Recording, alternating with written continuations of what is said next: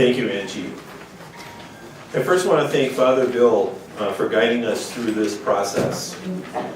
I also want to thank all of the committee members for your efforts over the last 17 months.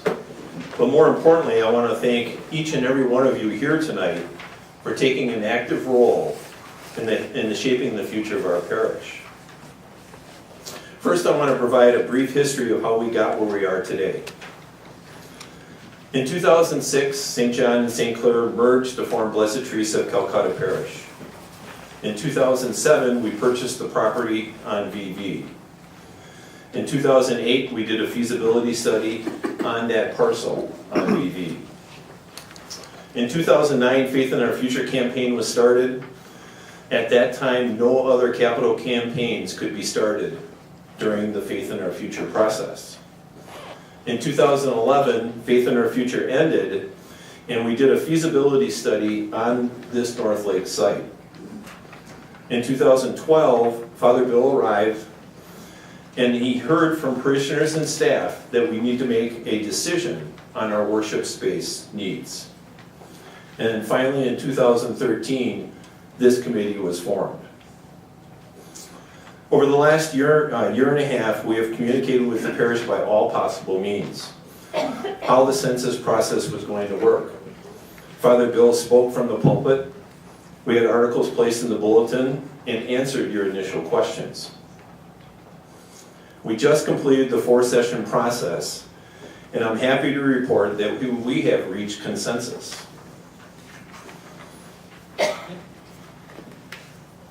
The consensus people accepted was option 2B, with the agreement that we will not start construction until 80% of the costs are raised as cash or pledges, and that there be a 3-year capital campaign from start to finish, and that a $1.8 million cap adjusted for inflation be placed on the construction costs. Also, as long as we have priests available and is physically responsible to keep the Monches site open, we will continue to have 4 masses, including the 10:30 at Monches. This proposal does not include when and if the Monches Church would be closed. We also want a parish re-engagement evangelization program to be started in 2015. What's next?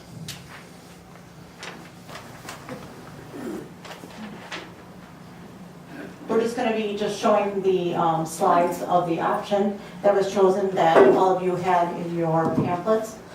Excuse me. So the option that was chosen was the revised option 2B. As you can see, it retains the look and feel of the existing church, adds nearly 200 seats with a total of 430, bringing out expansion on both sides. There will be approximately a 1,900 square foot gathering area. Cost estimates are in the 1.5 to 1.8 million range. So here's just another view, and this view is actually from Highway 83. So the north and south walls will mirror the existing Highway 83 entryway. There will be handicap access from the east parking lot. There's pitched roofs on both of those additions. The existing roof is then supported by 50 beams extending from front to back of church, and the new north and south wings will replicate existing pews, flooring, and windows. The gathering area will also be able to accommodate overflow of about 100 extra people.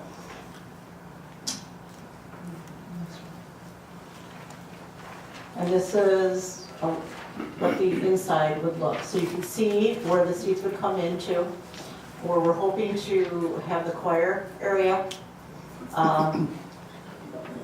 So there will be 180 new seats added to the existing 250 with a 430 seating capacity. Gathering area separated from the main church by sliding glass partitions. Gathering area can be seat additional 100 plus on folding chairs. And then also in that gathering area, we would have the area for coffee, donuts, informal meetings, sign-ups, etc. There is going to be, over where the White House is, a parking for additional 150 cars. So quite a bit still will remain the same, and they change, some of the feel of the church that we currently have. The altar would be brought forward somewhat. We would keep the existing pews. We would still have the basement, the rectory, and all the exterior and interior treatments. And you can see too over here where the bathrooms would be brought up to that first floor.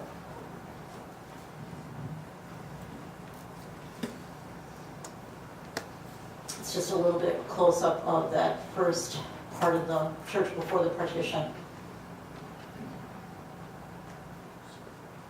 So you can kind of see where you come in currently, the front and the side entrance, and where the new gathering area would be. This would be phase 2, which would bring us up to 820 seating capacity. Would expand the church directly to the east. Could also expand to north if desired. The church would nearly double in size in phase 1. And a full basement could be added if we desired. Rectory would need to be raised, and more land would be needed for parking if we get into this phase 2.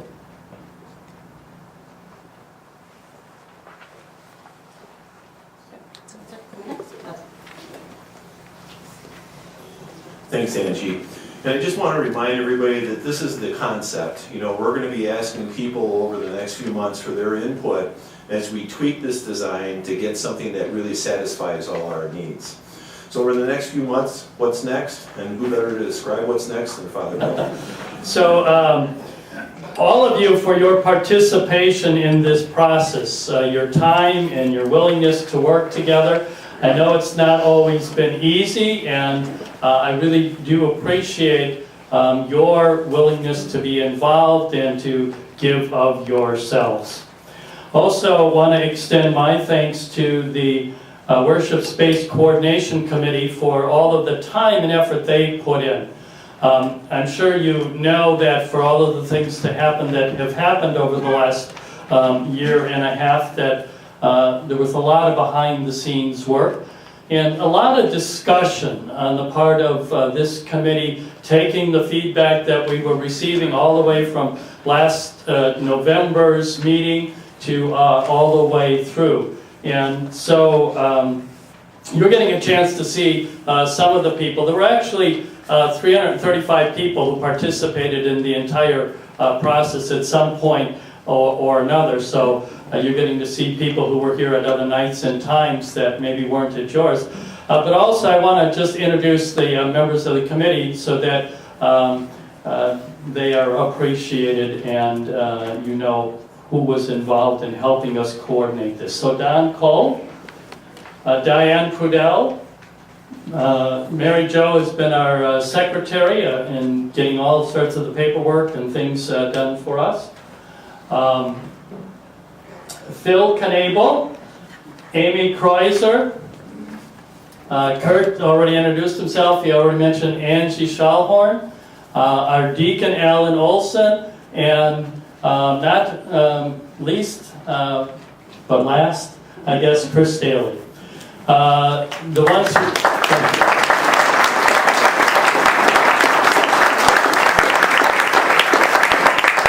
And I think the one who's just one is Jeff. Oh, Jeff Rivard and Susan Wilkie aren't here this evening. You have in front of you a timeline for the addition to the North Lake Church. I'm not going to read through that. I'm trusting that you can read it, but I just want to highlight several of the things, and you can go down it as I do so. There will be a letter going out to all parishioners. And I will say something at the Masses this weekend. With 335 adults participating, that's about a third of our adult members. Of course, we all know that on a given Sunday, not all of our members are present. So probably the 335 are a good portion of people who are in church regularly. But even some of those haven't been a part. So the letter's going out to everyone. We'll talk about it briefly at Mass this weekend. The parish council needs to be involved all the way through in various steps. The Archdiocese has a very clear policy and procedure that needs to be followed. We also know that with the proposal that we have, there are civil variances that need to be granted. So we're going to have to go before the Town of Merton Board and the North Lake School Board. We need to obtain some property, as mentioned here. If we're going to expand in the future, we would need more parking space. We don't need that right now, but to make sure that that could happen in the future, we need to get some land. We're also, some of you don't know, I didn't know until just recently, that we don't own the 20 feet that's on the south side of our driveway and parking lot. We've already talked to the school so that we would be able to purchase that too. The town wants to extend a walkway all the way over to 83, so we could give them permission to do that and go through our land. So for this to happen, I guess is the point I want to make, is there are a number of things that the town, the school board, and the archdiocese need to approve. So just because we have our plan doesn't mean that that might not get altered or changed going through all of those processes. And for that reason, it's also hard to pin down the exact dates of when things will happen. For example, the archdiocese only meets the building commission every other month. So if you have your things ready for them, they can meet and look at it, but if you're off by even a week, they say, well, next meeting is in 2 months. So it's hard to pin down the exact dates, but I gave you some ideas of what I would hope we would be able to do. We do need to choose an architect and begin to develop the plans for this more specifically. And as we do that, we would be showing those to you, getting comments and suggestions on that. You know, as we've said, this is a pretty simple plan. I'm even talking about it, it's just an expansion. We're not looking to renovate or change the church. We just did work on that a few years ago. It's basically expanding out the 2 side walls, and then in the back of church and with the addition putting a gathering space that would include bathrooms upstairs, would include handicapped accessible and a few other elements that we think would be beneficial to our parish celebrations. Then we have to begin to look at the financing. You know, as Kurt just mentioned to you in the proposal, the consensus, we said that we would not go over $1.8 million in cost, and that we would put a limit of 3 years on raising the money from the start of the capital campaign to the finish. So for those who are worried about, you know, us getting in too deep or spending more money than we have, I've reminded the Finance Council, and they know I'm very conservative with money. I'm very concerned that we would not do anything that would jeopardize our future. So with these conditions, with the Finance Council, and I forgot to mention right towards the top, we need to set up a committee now to deal with this. This group has been the committee that helped us coordinate our decision. Now a committee will be set up to work on the building and the fundraising. So that committee will be working with the people of the parish, the pastoral council, the finance council, as we go through all of these steps.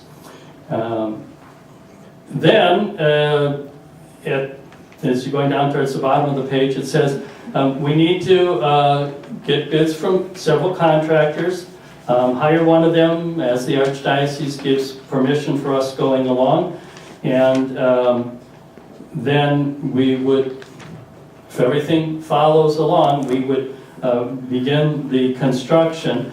And I put down there, it's possible that it could be as early as spring of 2016.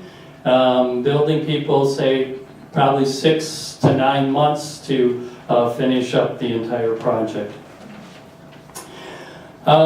we're not going to be taking questions publicly this evening, but the reason all of the members are here and they were introduced is if you do have questions, you can talk to any of them this evening, or certainly be getting back to me. One of the things that I do have down here is if you have any recommendations for people to be on the, I'm calling it an expansion committee, but the committee that will deal with the actual, more the construction and the fundraising, feel free to give me recommendations. I want to just conclude my comments by reminding all of us that, at least for me, and I think for us, this has not been a process about a building, but it's rather been a process about us being a community, a parish, that is seeking to do what God calls us to be. The issue is how we best can be God's people, how we can best continue the mission that God gives to us. In the first evening, when we specifically addressed that, what came through very clearly to me is that many people wanted to keep this parish having a small community feeling, but also recognize that we need and want to grow. The to-be design, with the elements that we've talked about, gathering space, handicap accessibility, and also the fact that if you're expanding, that's a great sign to ourselves and to this entire area that this is a community that sees itself as striving to grow, to invite, to welcome, and our outreach in the next several years is, in my mind, what's most important for us as a parish. So, for all of this to happen, our participation is what will make it happen. This isn't just some committee or a few people or the evangelization committee. It's all of us participating in these efforts. And as I said, especially I think to be a community that's more evangelizing, outreaching, welcoming, inviting people, and to see this new space as something that can help us to do that. In the first evening, and even when I came here, one of the things that was greatly emphasized to me is the importance of us working on unity. If we're going to be a community, to work on that. I realized in the process there were compromises, and I think that's about how unity comes about.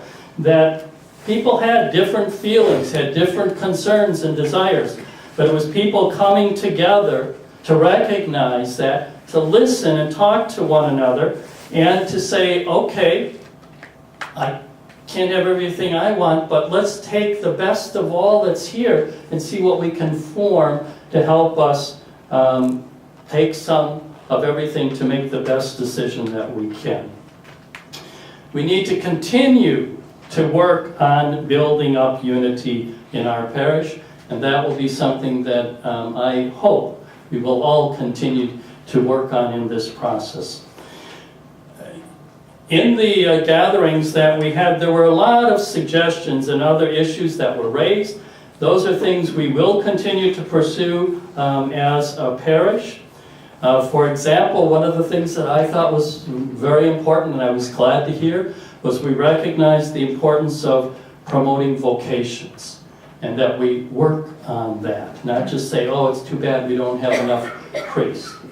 But, vocations don't come out of the sky. They come out of our homes and our parishes. And that means, again, we promoting that, we encouraging, we supporting that.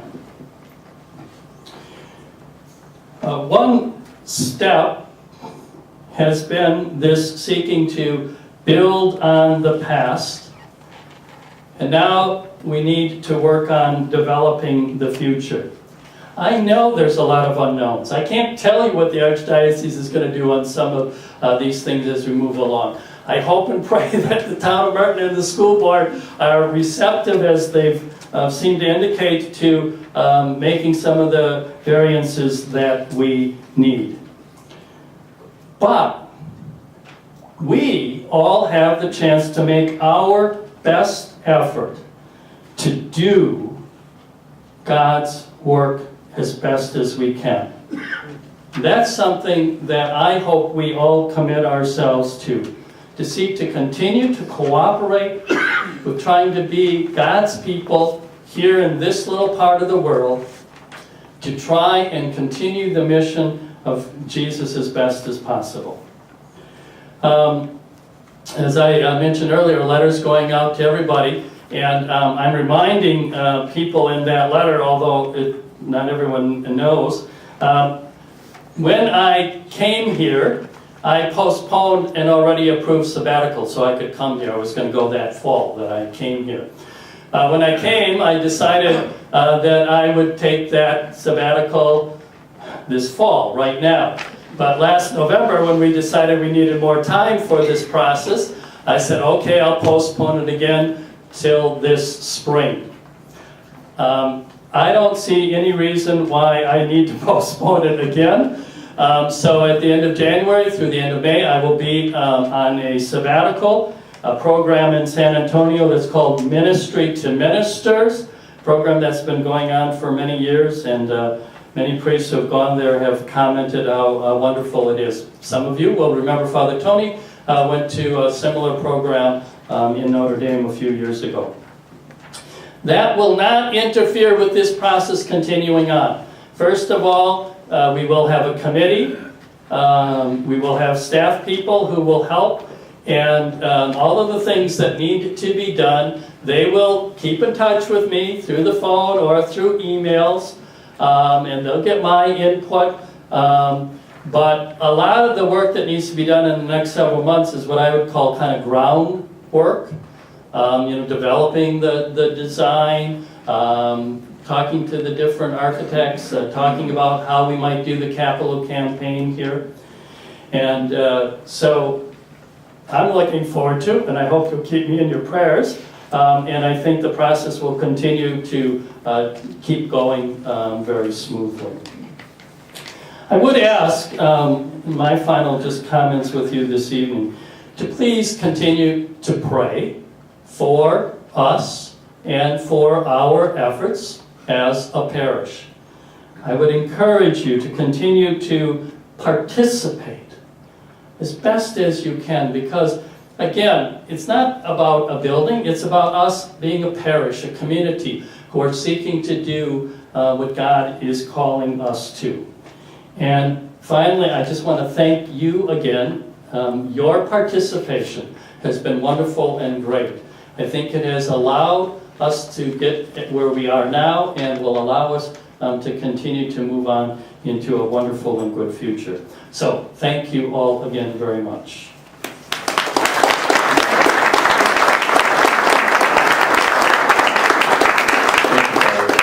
I just have a few closing comments, kind of to reiterate what Father said.